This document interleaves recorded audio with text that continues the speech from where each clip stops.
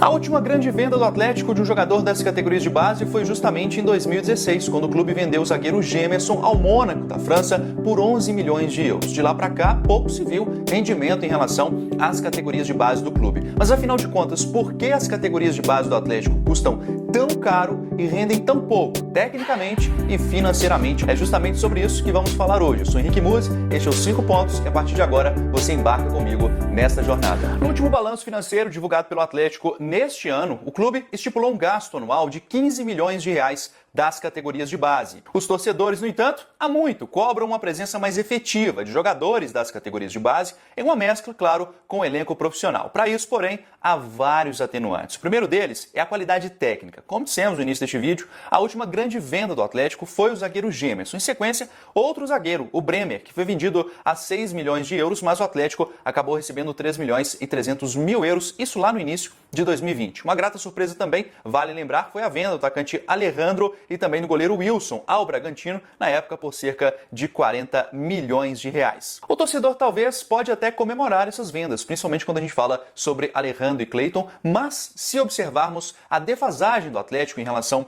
a outros clubes do país é muito grande. O Flamengo, por exemplo, só nos últimos 5 anos vendeu 600 milhões de reais em atletas das categorias de base. O valor bruto é 120 milhões de reais por ano.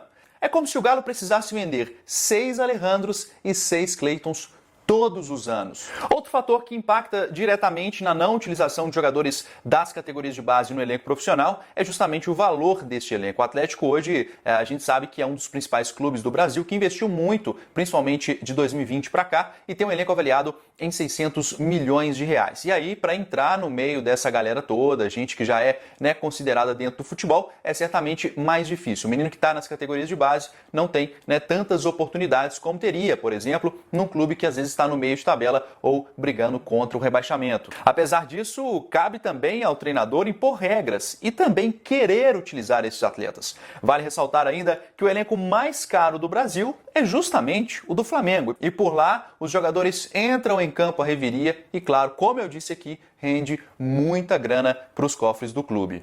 A gente, claro, está fazendo uma crítica aqui em relação à construção das categorias de base do Atlético, que entrega muito pouco nos últimos anos, mas de 2019 para cá houve uma mudança de planos. Observando a ineficiência do plantel da base, o Galo decidiu alterar a formatação na captação de atletas, ou seja, buscou em todos os cantos do país jogadores mais prontos. De acordo com o clube, não há custos extras por isso, e sim alternativas de mercado, utilizando de poder, por exemplo, de persuasão para atrair esses jogadores para o clube. A gente pode citar aqui 2 jogadores que vieram nessa leva mais recente, como o Bruno Michel e também o próprio Bruno Silva. Em resumo, até o momento, as categorias de base do Atlético seguem onerando os cofres do clube anualmente. Pouco se vê em relação à venda e também desempenho técnico, ou seja, os atletas da categoria de base, de lá para cá, a gente já viu aqui vários jogadores que surgiram com uma grande expectativa e que não deu tão certo no elenco profissional. Me lembro aqui do Renan Oliveira, do Giovanni Augusto, enfim, jogadores, o próprio Carlos, que surgiu muito bem no Atlético, marcou muitos gols na categoria de base e chegou no profissional, acabou não conseguindo render tanto. E aí a gente se pergunta, mudando as perspectivas como aconteceu em 2019, contratando atletas um pouco mais prontos, será que realmente vai render algo para os cofres do clube? Porque eu te pergunto, se o jogador está mais realmente pronto, ele literalmente aceitaria vir para o Atlético, entre aspas, sem custos, como o clube está dizendo? Eu realmente não sei, tenho lá minhas dúvidas. E para poder fechar, além de toda a paciência que o torcedor terá que esperar um pouquinho, para que esses jogadores se formem, estejam em campo, realmente possam atuar, o treinador, quem estiver à frente do comando do Atlético, tem que utilizar jogadores das categorias de base. Quando eu digo utilizar jogadores das categorias de base, não é pegar um menino, por exemplo, e colocar ele para jogar só no Campeonato Mineiro com atletas que não integram o elenco profissional. Isso eu acho covardia e aí cabe ao treinador entender se é prudente ou não colocar determinadas peças em campo. O Cuca vem fazendo um pouco isso, o Sampaoli também chegou a algumas partidas a colocar jogadores das categorias de base, mas ainda é um movimento muito tímido diante do que outros clubes, como eu disse aqui,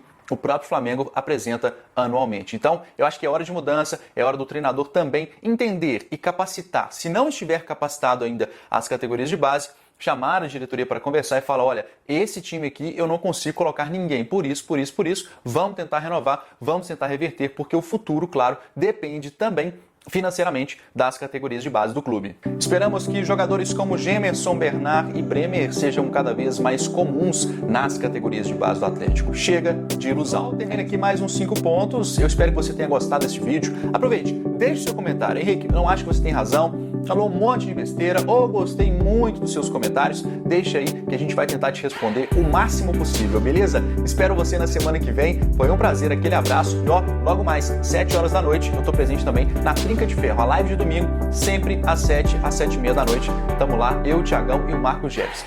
Fechou? Tamo junto, aquele abraço e fui!